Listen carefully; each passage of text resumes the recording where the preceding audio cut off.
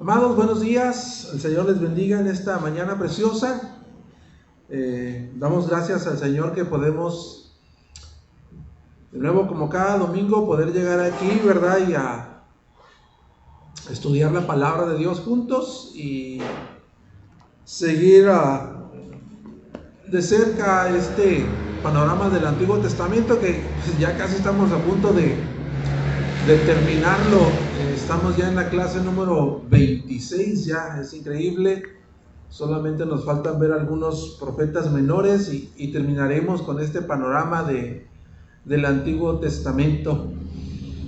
Y para hoy tenemos la lección de Nehemías. Es la lección de Nehemías. Es un conjunto de 3 lecciones que vienen juntos. El manual de estudio lo está considerando Esdras, Nehemías, Esther como un solo capítulo. Sin embargo, pues por el tiempo no podemos cubrirlo de esta manera. Pero vamos a darle la continuidad. La semana pasada estuvimos viendo el libro de Esdras, ¿verdad? Y hoy veremos a Nehemías. Entonces, acompáñame a orar ahí en tu lugar, en poner este tiempo en las manos del Señor y que Dios nos ayude a recibir su palabra, la enseñanza de este libro. Padre, te damos gracias en esta mañana. Gracias, Señor, por el bienestar, la salud, por todo lo que podemos tener en ti, Señor. Gracias porque tus misericordias nos arropan cada mañana. Podemos, Señor, saber, Padre, que tu propósito es que nosotros continuemos caminando de tu mano, siendo dirigidos en nuestras vidas. Y el propósito de estar aquí, Señor, para recibir la enseñanza de tu palabra, pues es con el propósito de que tú sigas ayudándonos, Señor, a entender este plan de redención que has dejado en las Escrituras, Señor. Clamamos por tu Santo Espíritu que ha inspirado la Escritura, que por medio de él pueda abrir nuestros corazones y nuestras almas de par en par y hablar a nuestras vidas con esta enseñanza. Añade bendición, Señor, a tu palabra. Te lo pedimos en el nombre de Jesucristo. Amén. Ok, entonces estamos en el libro de Nehemías, es la clase 26. Y la semana pasada nuestro hermano David estuvo enseñando Esdras y Nehemías, Esdras. Y Esdras, prácticamente lo que sigue de Esdras es Nehemías, es una continuidad. En nuestras Biblias modernas podemos ver que hay una separación de estos libros. Sin embargo, en los manuscritos originales hebreos, Esdras y Nehemías es una sola unidad. Constituyen un solo libro, perdón. Entonces vemos que en Esdras, vimos en Esdras que ahí está registrada la primera oleada de los exiliados regresando de Babilonia. Tenemos registrada la primera oleada donde los exiliados regresan a Jerusalén, comandados por uno de los 3 líderes, uno de los 3 líderes que trajeron a estos exiliados. En Esdras vimos que Zorobabel fue el primero que trae la primera oleada de los exiliados de Babilonia a Jerusalén. Y vimos que comandados por el liderazgo de Zorobabel, ellos reconstruyeron el altar y el templo para presentar sacrificios en el altar y así de alguna manera restablecer la adoración comunitaria como pueblo de Dios una vez que hubieron regresado. Y después de 50 largos años, vemos que también viene una segunda oleada de exiliados, pero en esta ocasión es dirigida por Esdras. Esdras que, como se nos mencionó la semana pasada, Esdras es un sacerdote, pero también es un erudito de la ley, un hombre muy capaz que ha estudiado a fondo las Escrituras.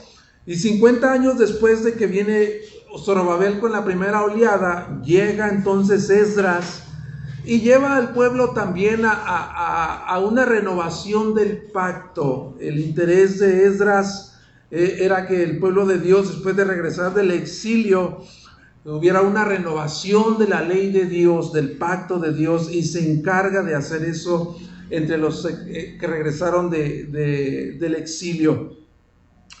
Y aproximadamente 10 años después de que Esdras está ahí, viene entonces Nehemías. Después de 10 años que Esdras está allí trabajando, tratando de hacer una renovación de la ley de Dios en el pueblo que regresó del exilio, 10 años después aparece la tercera ola comandada por Nehemías. Y Nehemías entonces trae otro proyecto de que es la reconstrucción de los muros y las puertas de la ciudad de Jerusalén. Entonces prácticamente Esdras y Nehemías es una sola unidad, los vemos separados en nuestras Biblias. Sin embargo, pues Nehemías es la continuidad de Esdras, y eso es lo que vamos a ver. Entonces, como primer punto, ustedes tienen sus manuales. Los que tienen sus manuales, el manual le maneja un bosquejo en el que incluye los 2 libros.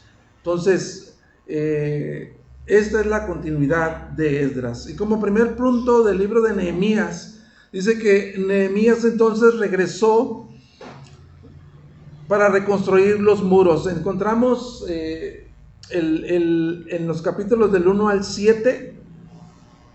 Ustedes en sus manuales tienen el tema, ¿no? Pásame la siguiente, amor, por favor.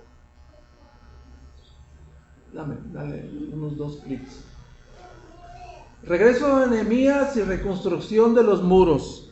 Ahí tenemos la estructura de este libro. Se compone del capítulo 1 al capítulo 7. Nehemías regresa, una tercera ola, para reconstruir los muros. Entonces, Nehemías, el libro de Nehemías prácticamente nos está dando pues otro aspecto del regreso de los exiliados, otro aspecto acerca del restablecimiento de la comunidad, de los judíos, otro aspecto de todo lo que empezó a hacer el pueblo una vez que llegó a Jerusalén. Y esta nota es interesante. 100 años, casi 100 años después del regreso de los primeros exiliados, fíjate, casi 100 años después de que regresaron los exiliados, los muros de Jerusalén estaban destruidos y las puertas también. Es asombroso esa observación de que 100 años después de haber regresado del exilio, aún siguen, ¿verdad?, sin los muros, aún siguen con las puertas de la ciudad destruidas. Entonces, después de ese regreso, Dios le muestra a Nehemías que el pueblo de Dios continúa pues vulnerable, sigue siendo un pueblo vulnerable, tanto militarmente hablando como moralmente. Y vamos a leer el capítulo 1. Vea tu Biblia a Nehemías capítulo 1. Voy a leer ese capítulo rápidamente, solamente sígueme con tu vista. Fíjate lo que dice Nehemías capítulo 1. Dice: palabras de Nehemías, hijo de Acalías. En el mes de Quisleu, en el año 20 del rey Artajerjes de Persia, estando yo en la fortaleza de Susa, vino Ananí, uno de mis hermanos, con algunos hombres de Judá, y le pregunté por los judíos, los que habían escapado y habían sobrevivido a la cautividad, y por Jerusalén, y me dijeron: el remanente, los que sobrevivieron a la cautividad allá en la provincia, están en gran aflicción y aprobio, y la muralla de Jerusalén está derribada y sus puertas quemadas a fuego. Cuando oí estas palabras, me senté y lloré. Hice duelo algunos días y estuve ayunando y orando delante de Dios del cielo. Y dije: te ruego, oh Señor, Dios del cielo, el grande y temible Dios, que guarda el pacto y la misericordia para con aquellos que lo aman y guardan sus mandamientos, que estén atentos tus oídos y abiertos tus ojos para oír la oración de tu siervo que yo hago ahora delante de ti día y noche por los israelitas, tus siervos, confesando los pecados que los israelitas hemos cometido contra ti. Sí, yo y la casa de mi padre hemos pecado. Hemos procedido perversamente contra ti y no hemos guardado los mandamientos, ni los estatutos, ni las ordenanzas que mandaste a tu siervo Moisés. Acuérdate ahora de la palabra que ordenaste a tu siervo Moisés. Si ustedes son infieles, yo los dispersaré entre los pueblos, pero si se vuelven a mí y guardan mis mandamientos y los cumplen, aunque sus desterrados estén en los confines de los cielos, desde allí los recogeré y los traeré al lugar que he escogido para hacer morar mi nombre allí. Ellos son tus siervos y tu pueblo, los que tú redimiste con tu gran poder y con tu mano poderosa. Te ruego, oh Señor, que tu oído esté atento ahora a la oración de tu siervo y a la oración de tus siervos que se deleita en reverenciar tu nombre. Haz prosperar hoy a tu siervo y concédele favor delante de este hombre. Era yo entonces copero del rey. ¿Cómo se da cuenta Nehemías que el pueblo de Jerusalén está expuesto, vulnerable, con sus murallas destruidas y sus puertas de la ciudad quemadas? Pues recibió las noticias de alguien que fue con él. Y las noticias que él escuchó fue que, ¿sabes qué? Murallas destruidas, puertas quemadas a fuego. Y a lo mejor dices tú, pues, ¿eso qué tiene que ver, no? O sea, pero si nos trasladamos al mundo antiguo, murallas y puertas rodeando una ciudad, eso era señal de protección y seguridad. Entonces, el pueblo de Jerusalén, el pueblo de Dios, estaba expuesto. Tanto militarmente podía ser llevado cautivo de nuevo por otras naciones que quieren conquistarles, o también pueden ser moralmente vulnerables, porque cualquiera podía entrar en la ciudad. Entonces, Nehemías recibe esta noticia, y cuando él recibe la noticia dice que él estaba sirviendo a los persas en la ciudad de Susa y estaba como copero del rey. Me imagino a los reyes, ¿no?, de aquel entonces. Me imagino que, pues, si todavía hay realeza en el mundo, ese sistema de gobierno, pues tienen su reino, tienen su rey y tienen sus súbditos, y a lo mejor ahí está el copero, ¿no? ¿Y cuál es la función de un copero? ¿Alguien sabe cuál es la función de un copero?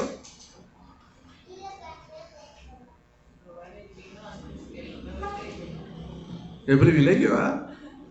Probar el vino, de ese mejor vino que puede haber, ¿no? Antes de que lo pruebe el rey. Y quizás también la comida. ¿Por qué? Porque el rey tiene que asegurarse de que nadie quiera atentar contra su vida, ¿no? Y si lo quieren envenenar o algo por el estilo, pues el que va a caer es el copero, ¿no? Entonces Nehemías estaba haciendo esa función como copero de rey, probando ahí los mejores vinos añejos de la casa real. Ahí estaba Nehemías. Y al conocer esta noticia, él dijo, cuando escuchó a Ananí que dijo, ese pueblo está en gran calamidad y oprobio. ¿Y sabes qué es lo que pasó con Nehemías? Esa noticia le partió el corazón. Esa noticia le partió el corazón a Nehemías. Se dolió por la situación que enfrentaba el pueblo de Dios y empezó a humillarse delante de Dios. Y dice que empezó a orar con lágrimas y con ayuno. Se humilló delante de Dios. Se humilló delante de Dios y empezó a buscar el rostro de Dios en oración, en ayuno, en aflicción, derramando sus lágrimas. Y él permaneció orando por un tiempo hasta que de repente hasta que de repente Dios le abrió la puerta de par en par. Pero quiero que observemos la oración de Nehemías. Quiero que observemos la oración de Nehemías. Lo único que hace Nehemías en esta oración, y es como un modelo de oración también para nosotros, ¿no? Lo único que hace Nehemías en el versículo 5 es alinear su corazón hacia lo que es Dios. ¿Quién es Dios? Y él empieza a decirle: oh Dios grande, temible, creador de los cielos, el Dios del pacto. Empieza a reconocer quién es Dios. Un Dios que es el creador de los cielos, un Dios que llamó a ese pueblo de todas las demás naciones y lo constituyó su pueblo y les dio bendición, los hizo el pueblo del pacto.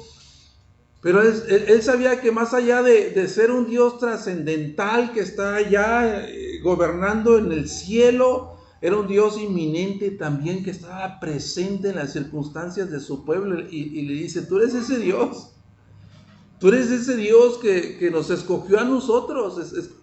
Esté atento tus oídos y tus ojos para escuchar mi oración. Y él apela a que el Dios que él está orando es el Dios del pacto que guarda la misericordia. A ese Dios estoy orando. Y también cabe mencionar que cuando él continúa orando, él pasa a confesar los pecados, ¿no? Él pasa a empezar a confesar los pecados. Y aquí, ojo también, él dice: sí, Israel ha pecado.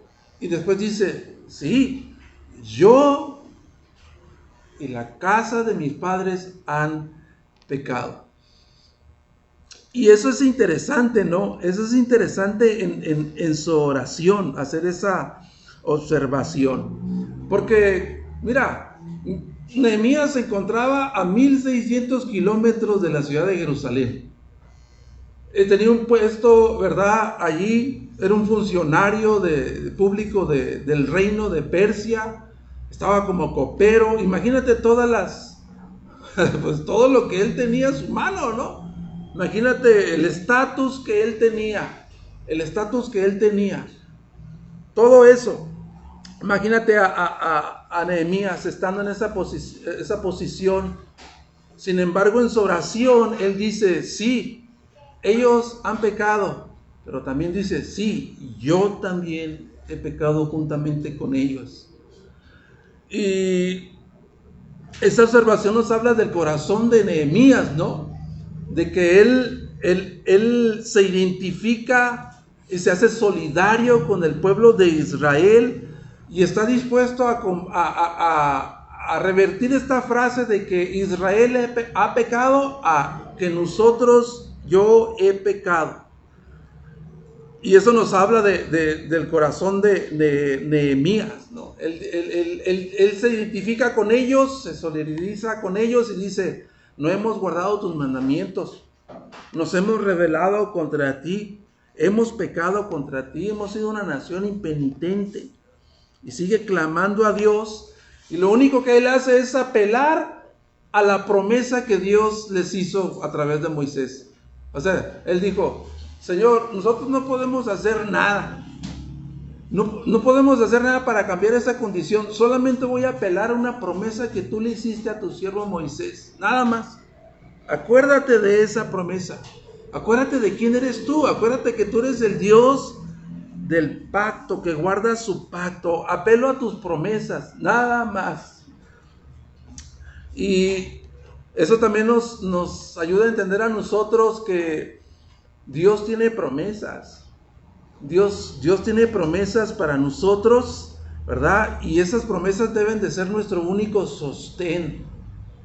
Debemos seguir el ejemplo de Nehemías, ¿verdad?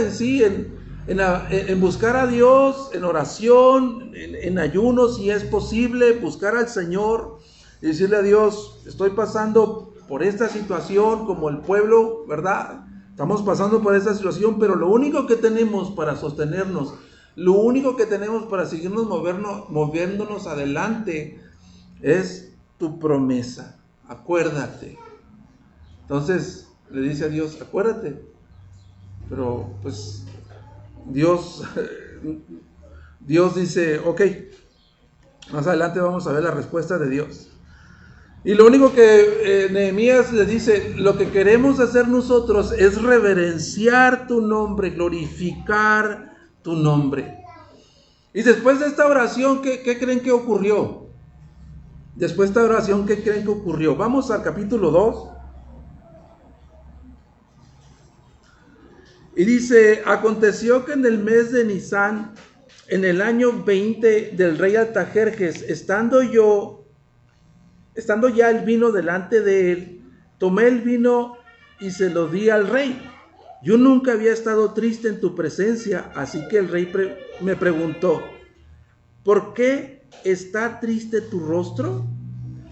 Tú no estás enfermo, eso no es más que tristeza de corazón. Entonces tuve mucho temor y le dije al rey, viva para siempre el rey. ¿Cómo no he de estar triste mi rostro cuando la ciudad, lugar de mis sepulcros de mis padres, está desolada y sus puertas han sido consumidas por el fuego? Entonces el rey me dijo, ¿qué es lo que me pides? ¿Qué es lo que pides?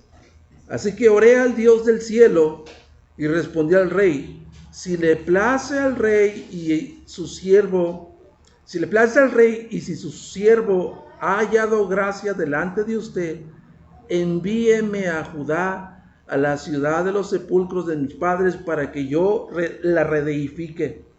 Entonces el rey me dijo, estando la reina sentada junto a él, ¿cuándo durará tu viaje? ¿Y cuándo volverás? Y le agradó al rey enviarme, y yo le di un plazo fijo, y le dije al rey, si le agrada al rey que se me dieren cartas para los gobernadores de las provincias más allá del río, para que me dejen pasar hasta que llegue a Judá, y una carta para Asaf, guarda del bosque del rey, a fin de que me dé madera para hacer las vigas de las puertas de la fortaleza, que está junto al templo, para la muralla de la ciudad y para la casa a la cual iré. Y el rey me lo concedió, porque la mano bondadosa de mi Dios estaba sobre mí. Fui entonces a los gobernadores de más allá del río y les entregué las cartas del rey. Y el rey también había enviado conmigo oficiales de ejército y hombres de a caballo. Cuando se enteraron Sanbalat, el horonita, y Tobías, el oficial amonita, les disgustó mucho que alguien hubiera venido a procurar el bienestar de los israelitas. Él estuvo orando, Nehemías estuvo orando durante 4 meses en ayuno y oración. 4 meses estuvo orando, poniendo su confianza en que Dios respondería a su oración y le mostraría su voluntad en este proyecto de ir a Jerusalén y reconstruir los muros y las puertas de Jerusalén. Y un día, después de 4 meses, un día Dios responde su oración. Estaba haciendo su función de darle de comer al rey y ya estaba listo el vino, ¿verdad? Entonces, por la aflicción que él tenía, ¿verdad? Por la noticia, el rey lo nota, ¿verdad? Que está triste. Estás triste, ¿qué es lo que te pasa? Le dice el rey. Y él dice que él tuvo mucho miedo. Y si conocemos un poquito acerca de cómo es lo que los servidores que se mueven alrededor de la casa real, pues todos aquellos que están cercanos al rey tienen que tener pintada una sonrisa en su rostro. Tienen que tener buena apariencia y presentarse al Señor, al rey en una buena actitud. Y si no era así de esa manera, el rey tenía la autoridad de decirle, ¿sabes qué? Horca que no lo quiero ver su cara de amargura, ¿no? Tenía la autoridad del rey de hacer eso, y él tuvo miedo cuando el rey le dijo eso. Entonces, ¿qué es lo que hace Nehemías? Él ve la oportunidad de que Dios le abre la puerta de par en par y le da la luz verde. ¿Y qué hace él? Dice que oró a Dios. Imagínate, dice, oré a Dios. Me imagino que la oración debe haber sido así, pero ayúdame, Señor. Así nada más. Y le empezó a decir lo que ocurría en su ciudad, la ciudad de sus padres. Entonces el rey le dijo, ¿Qué quieres? Imagínate. Nehemías no estaba ahí para pedirle, ¿sabes qué? Pues necesito unas vacaciones, necesito irme a la playa un tiempo con mi familia. No, dijo, ¿sabes qué? Necesito esto, aquello, el otro. Y el rey le dijo, ok, te voy a dar una guardia militar para que te lleve hasta Jerusalén, te voy a dar cartas para que vayas cruzando todas las provincias, todas las fronteras, te voy a dar una carta para que el guardia del bosque te dé toda la madera que necesites. O sea, le dio absolutamente todo lo que necesitara.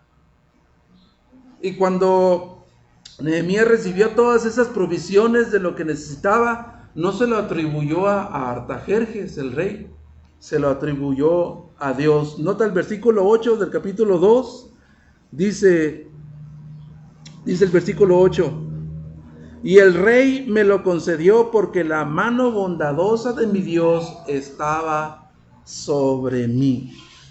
Entonces, él le atribuyó todo lo que había recibido de que había venido de la mano de Dios. Dios movió el corazón del rey para que todo lo que necesitara se lo supliera. Aquí es interesante hacer como una parada, hermanos. Todos estos relatos que hay en el Antiguo Testamento tienen mucha enseñanza para nosotros. Tienen mucha enseñanza para nosotros. No solamente es un relato histórico de lo que sucedió con el pueblo de Israel. Yo creo que tú sabes que esperar en Dios en ocasiones es difícil. ¿Cuántos creen eso? ¿Cuántos han experimentado eso? Esperar en Dios es difícil. Sobre todo cuando estás enfrentando una situación adversa que no tiene pies, que no tiene cabeza, que no sabes qué onda, pues. Es difícil estar ahí. Enfrentar circunstancias de ese tipo. Nehemías estaba así, y lo único que hizo fue orar 4 meses en ayuno, oración, derramó sus lágrimas delante de Dios. Dios le abrió la puerta, le dio la luz verde. Y muchas veces en esas circunstancias que nosotros enfrentamos, las circunstancias te van a decir que no. Tu mente te va a decir que no es posible. El enemigo te va a susurrar en el oído, te va a decir, no es posible. Pero si nosotros nos enfocamos solamente a escuchar lo que dice Dios en este libro, como Él dijo, acuérdate de tu promesa. Lo único que tenemos tú y yo cuando enfrentamos situaciones de este tipo es esto, hermanos. Las promesas de Dios es lo único que tenemos nosotros. Y no está de más decirlo, ¿no? Estamos ahorita en un tiempo en el que necesitamos un terreno. Necesitamos un terreno. Y si nos ponemos a pensar y a querer planear cómo le vamos a hacer, pues no le vamos a encontrar ni pies ni cabeza a la situación, porque somos una iglesia pequeña, no tenemos suficientes recursos. El terreno que nos están ofreciendo ahora está muy elevado, hay algo de ayuda, pero ¿qué debemos hacer nosotros? Creer en las promesas de Dios, creer en lo que Dios ha dicho. El deseo de Dios es que el reino de Dios se extienda, que se dé a conocer la palabra de Dios. Y Dios tiene el control de esa situación. Necesitamos continuar orando, clamando, y Dios va a enviar los recursos espirituales, humanos, económicos. Dios tiene el poder para hacerlo, nosotros no, pero Él sí. Entonces, una vez que Él llega a Jerusalén, empieza a enfrentar oposición en el proyecto de reedificar los muros.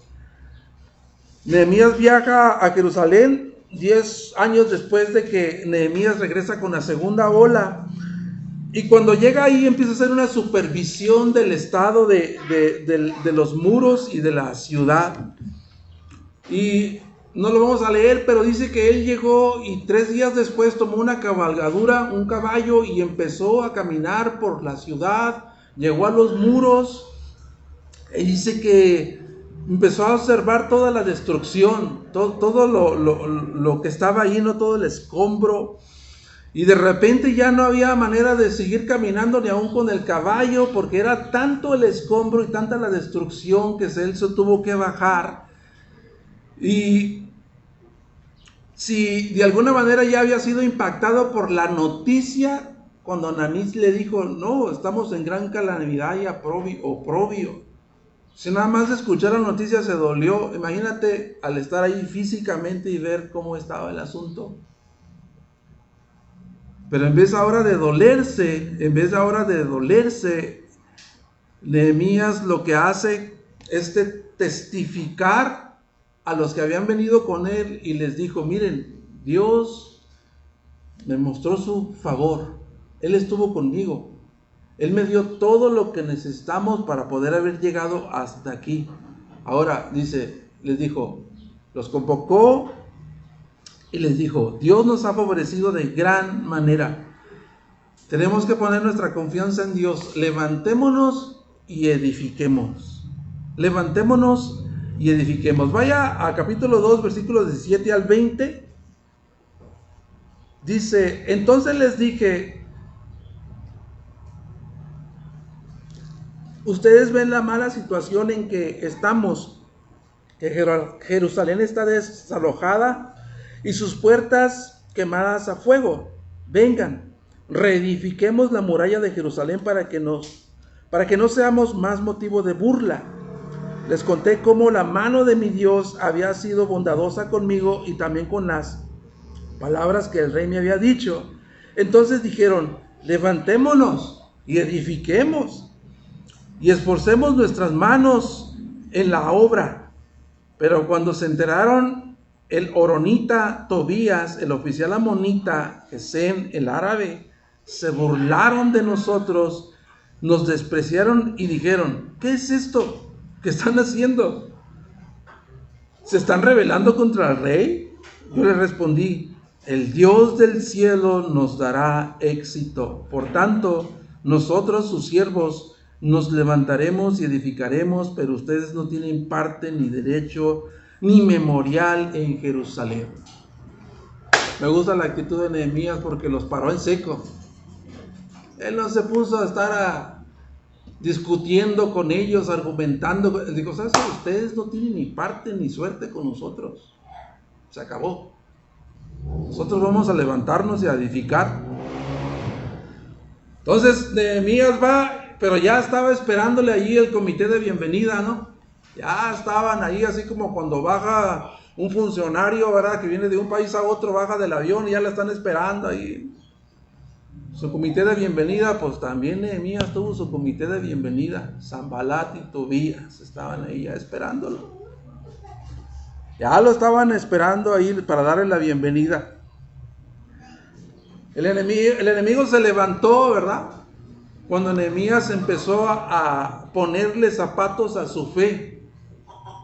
El enemigo se levantó cuando Nehemías empezó a ponerle zapatos a su fe. Mientras él estuvo orando y ayunando por 4 meses, el enemigo, tranquilo, ¿verdad? No pasa nada, dice el enemigo. Cuando le presentó la petición al rey, el enemigo igual, no se manifestó. Pero cuando tomó la decisión de hacerlo y convocar al pueblo, entonces dijeron, ¡ah, caray! A estos hay que detenerlos. Hay que detenerlos. Esa es la manera que trabaja el enemigo, ¿no? Alguien dijo unas palabras muy sabias, ¿no? Nehemías pretendía hacer algo muy grande para Dios, para el pueblo de Jerusalén, para beneficiar al pueblo. Pretendía hacer cosas muy grandes para Dios. Y alguien dijo muy sabiamente, cuando te propones hacer grandes cosas para Dios, cuando te propones hacer grandes cosas, ojo, para Dios, espera también grandes dificultades. Cuando te propones hacer grandes cosas para Dios, espera también grandes dificultades. Lo primero que hicieron los enemigos, los adversarios de Nehemías, es mofarse de él, a decirle: ¿qué están haciendo? Si eso tiene 100 años arrumbado ahí, ustedes no tienen la capacidad para hacerlo. O sea, ¿qué onda con ustedes? O sea, ¿ya perdieron la cabeza o qué? Empezaron a hacer escarnio de ellos. Y esa oposición se fue incrementando. Vayamos a capítulo 4 del 1 al 3. Fíjate cómo dice este capítulo, ¿no? Donde vemos que esta opresión se fue incrementando hacia Nehemías. Dice: cuando Sanballat se enteró de que estábamos reedificando la muralla, se enfureció y se enojó mucho, y burlándose de los judíos, habló en presencia de sus hermanos y de los ricos de Samaria, y dijo: ¿qué hacen estos débiles judíos? ¿Qué hacen estos débiles judíos? ¿La restaurarán para sí mismos? ¿Podrán ofrecer sacrificios? ¿Terminarán en un día? ¿Harán revivir las piedras que por de los escombros polvorientos, aún las quemadas? Tobías el amonita estaba cerca de él y dijo: aún lo que están edificando, si un zorro saltara sobre ello, derribaría su muralla de piedra. Entonces, el enemigo se manifestó, se presentó ahí por medio de Sanballat y Tobías, diciéndoles: ustedes no tienen ninguna posibilidad de hacer esto. Ustedes no tienen los medios, ustedes no pueden hacerlo, y se mofaron de ellos. Y dice que lo que habían construido, que hasta para ese entonces llevaban la mitad, en el capítulo 4 llevaban la mitad construida, ¿no?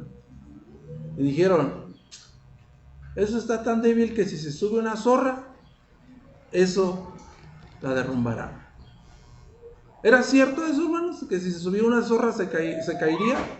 Entonces, ¿qué es lo que está tratando de comunicar estas palabras del enemigo, de los enemigos que enfrentó Nehemías? Bueno, con esas palabras está tratando el enemigo de desvirtuar la solidez de la obra de Dios que Nehemías estaba haciendo. El enemigo admite que ya han construido algo. El enemigo está admitiendo: ok, le llevas a la mitad. Sí has construido algo, sí has hecho algo. Reconocemos, pero eso que has reconstruido, reedificado, si sube una zorra, va para abajo. Va para abajo. ¿Y alguien ha visto una zorra de aquí? ¿Sí? ¿Cómo son las zorras?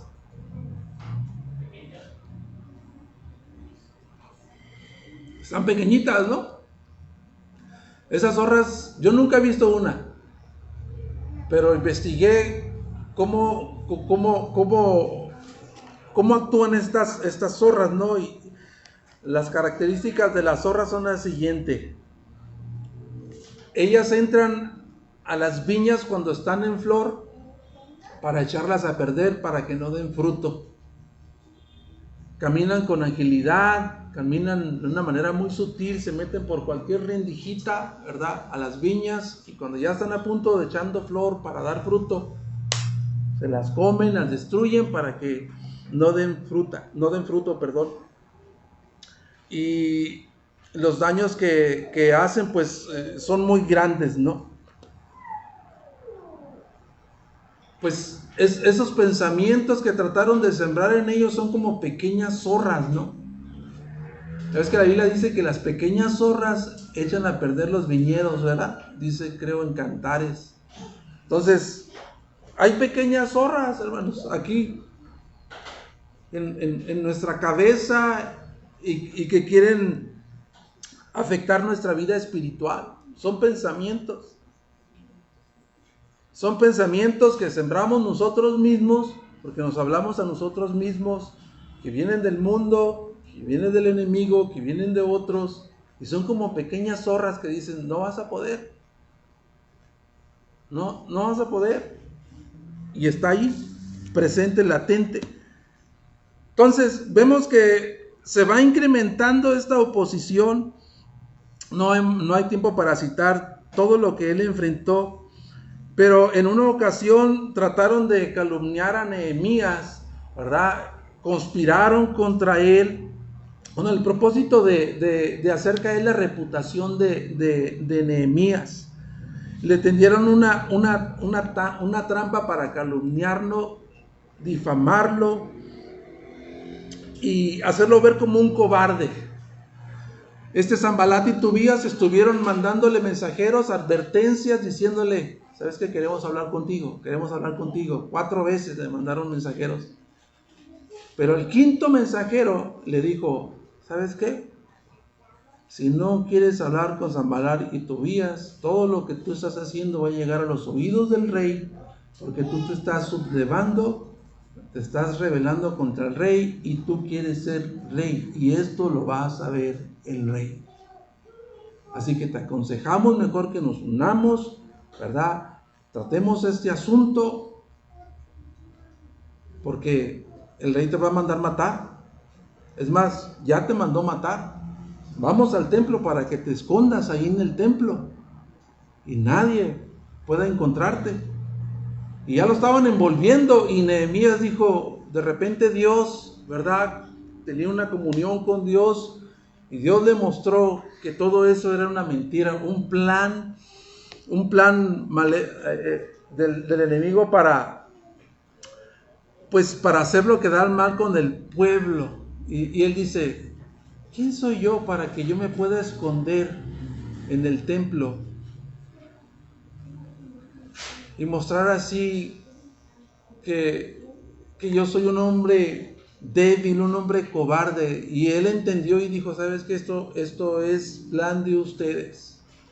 Esto es plan de ustedes. Dios le mostró que era un plan de Sanbalat y Tobías para hacerlo quedar mal delante del pueblo, ¿no? Y que el pueblo viera y que de alguna manera eso terminara allí.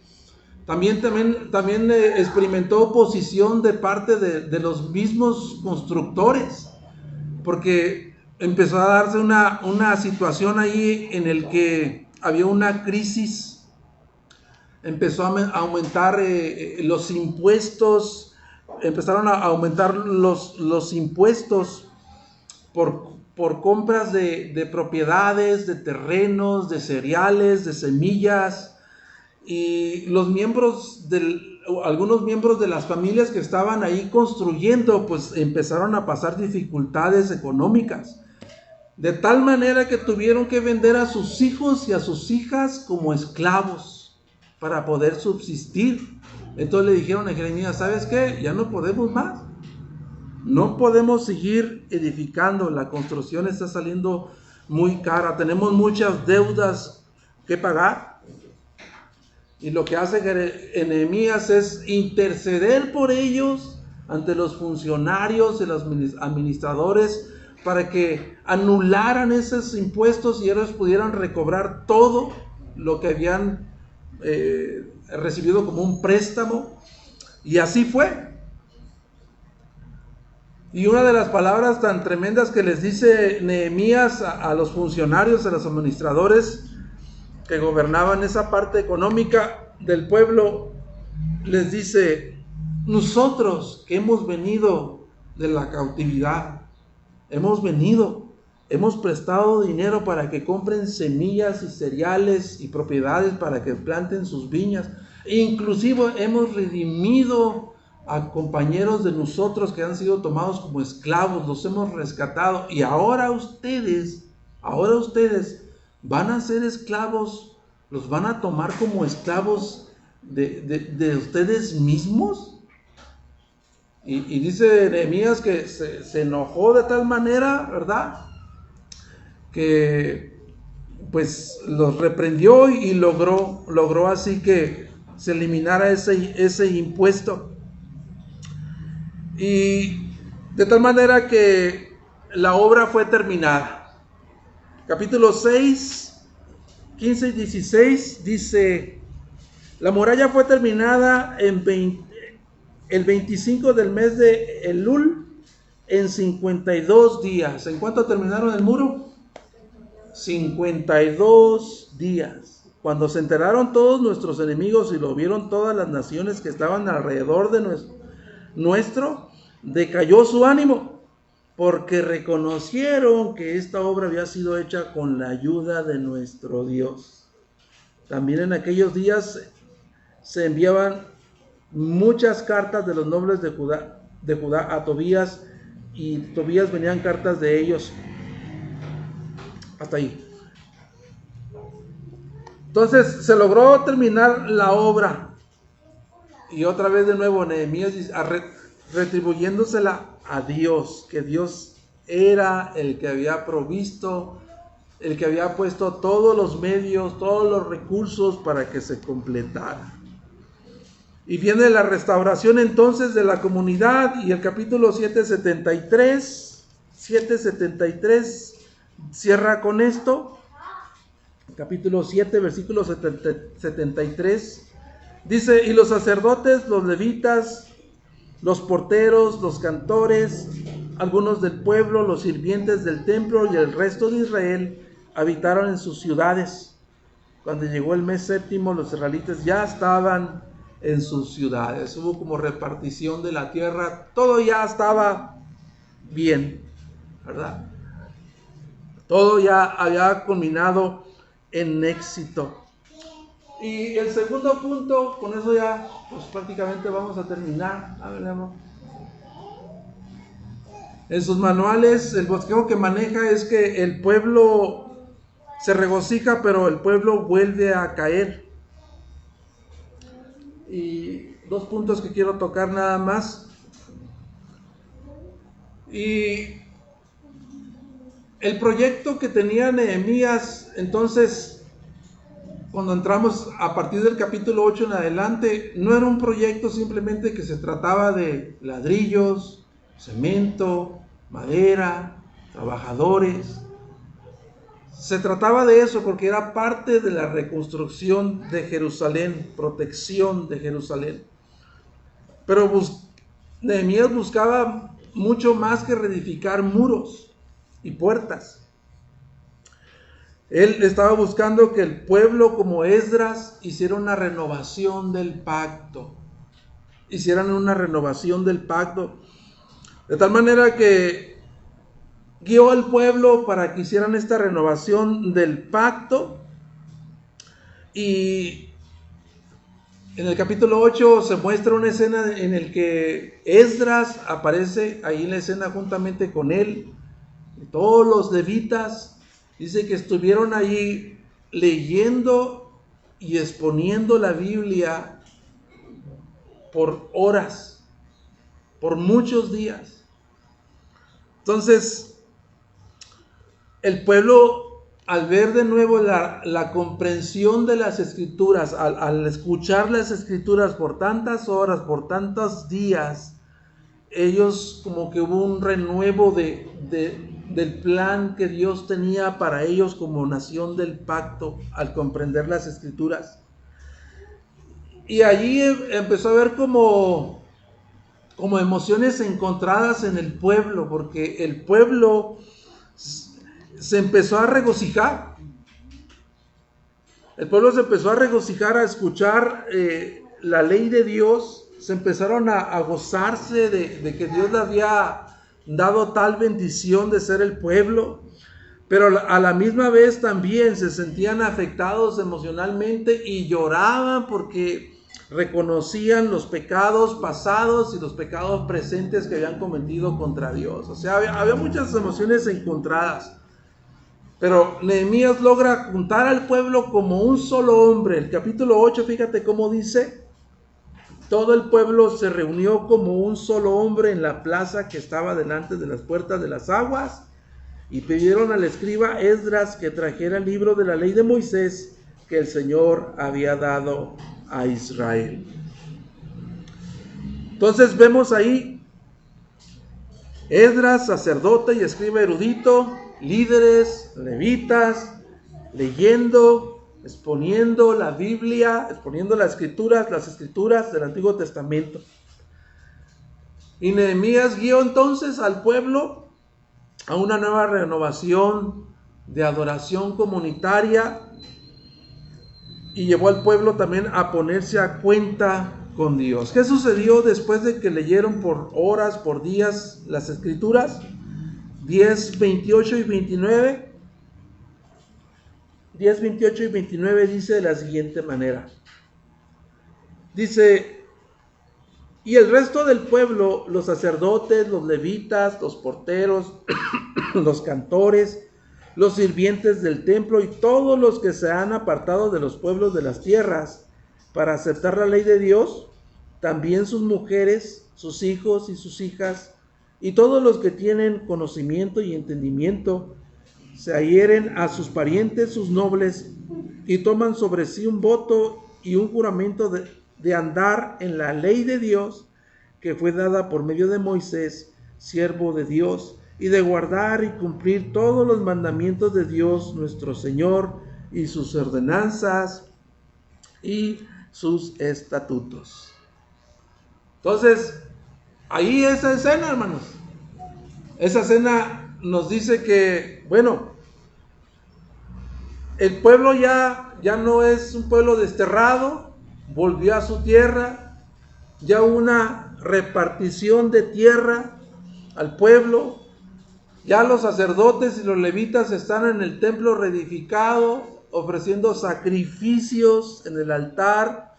Los muros alrededor de la ciudad y las puertas ya les dan la protección que ellos necesitan, están seguros. La ley de Dios es expuesta, es explicada por Esdras, por los levitas, públicamente. El pueblo renueva el compromiso del pacto delante de Dios. Y podemos decir ahí, pues colorín colorado, este cuento se ha acabado y todos fueron muy felices. Se quedaría perfecto, ¿verdad? Cerrarlo ahí. ¿Verdad que sí? Ahí quedaría, pero muy bonito, colorín colorado. Pero no. Lamentablemente, después de que ellos hicieron una renovación del pacto, ¿qué creen que sucedió? Lo volvieron a romper. Y dices tú, bueno, ¿qué onda, no? ¿Qué cabezones o qué rollo? Pues no entienden o qué. Pero sucedió otra vez. Vuelven a romperlo entonces. Y Nehemías, que había vuelto a servir como copero del rey, estaba de nuevo en Susa y se entera de las noticias y le dice: ¿sabes qué, rey? Déjame ir otra vez porque he escuchado noticias de que algo está mal. Entonces, durante esa ausencia de Nehemías, la conducta del pueblo se volvió a deteriorar otra vez. Se volvió a deteriorar espiritualmente otra vez. De tal manera, hermano, no tenemos tiempo para ver eso en los pasajes, ¿verdad? Pero de tal manera, uno de los sumos sacerdotes, Eliasib, ¿con quién crees que emparentó?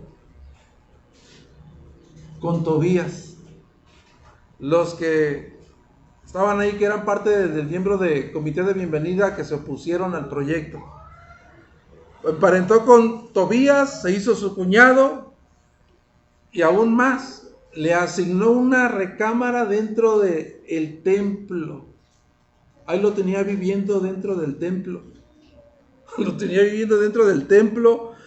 Y uno de sus nietos del sumo sacerdote se casó con, ¿quién creen? Con la hija de Sanbalat.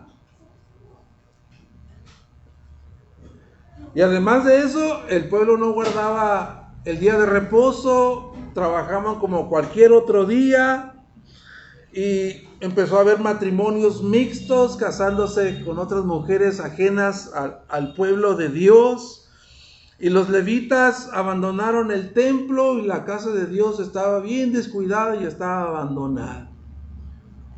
Regresa Nehemías y dice: ¿qué pasó aquí? Entonces, el libro de Nehemías no termina, todos fueron felices, ¿no? no termina así. ¿Por qué? Porque como mencionó David la semana pasada, se necesita una salvación mayor que el del exilio. Se necesita una salvación mayor que la del exilio, porque el pueblo sigue en un exilio espiritual, cautivos en el pecado. Se necesita un exilio para salir de la esclavitud del pecado, una salvación mayor que la que Esdras y Nehemías proveyeron para el pueblo de Dios. Ahora, todo esto que hemos visto, ¿qué ejemplo podemos recibir nosotros práctico para la iglesia, para nosotros? Vemos que Nehemías convocó al pueblo para reedificar muros y puertas. Vemos que Esdras reconstruyó con otros el altar, el templo. Entonces vemos que Dios no solamente llama a líderes o grandes líderes, Dios llama al pueblo. Dios llama a todos para darle continuidad a sus propósitos redentores. El pueblo en conjunto fue responsable juntamente con sus líderes, ¿verdad?, de obedecer a Dios. Ese ejemplo podemos tomarlo de Nehemías y Esdras. Y lo que Esdras dice, la buena mano del Señor estaba sobre nosotros. El Señor nos concedió éxito y la bondadosa mano de Dios estaba, y lo repite constantemente en el libro. Eso también nos dice a nosotros, hermanos, que lo que ellos hicieron para lograr los resultados que tuvieron, solamente se adjudicaron a la intervención de Dios, únicamente a la intervención divina de Dios, la cual ellos buscaron en ayuno, en oración, pero le pusieron también patitas a zapatos a su fe, ¿verdad? Y de esa manera pudieron disfrutar un tiempo de unidad, de estabilidad, a pesar de las adversidades que enfrentaron. Entonces, no se hace ninguna referencia como tal a Jesús, a Jesucristo en estos dos libros, proféticamente hablando. Quizás no hay una referencia a Cristo, pero Esdras y Nehemías son un tipo de Cristo. Esdras y Nehemías son un tipo de Cristo porque Esdras es el escriba erudito que trae la ley de Dios, que explica la ley de Dios al pueblo, y Jesucristo es también, ¿verdad?, el maestro, el que se sentó en el monte y da la interpretación correcta a la escritura, lo que estamos viendo en la serie de predicaciones. Esdras es sacerdote, Jesús también es el sumo sacerdote. Nehemías muestra un liderazgo fiel a Dios para llevar a cabo la renovación del pacto, y lo hace en dependencia absoluta de Dios, enfrentando oposición. Y Jesucristo, ¿verdad?, hace lo mismo. Él viene, ¿verdad?, da a conocer la verdad y lo hace en dependencia absoluta de Dios.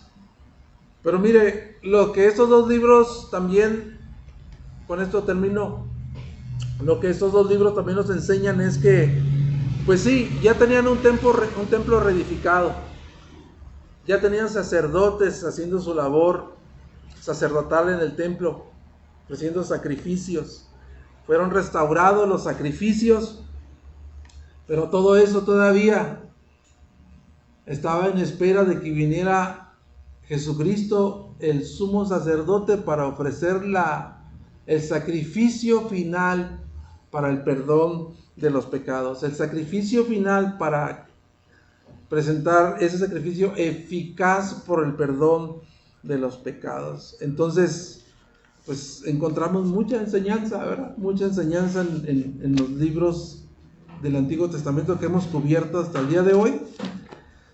Y con eso terminamos, amados hermanos. El Señor me los bendiga. Tómense su descanso. Dios les bendiga.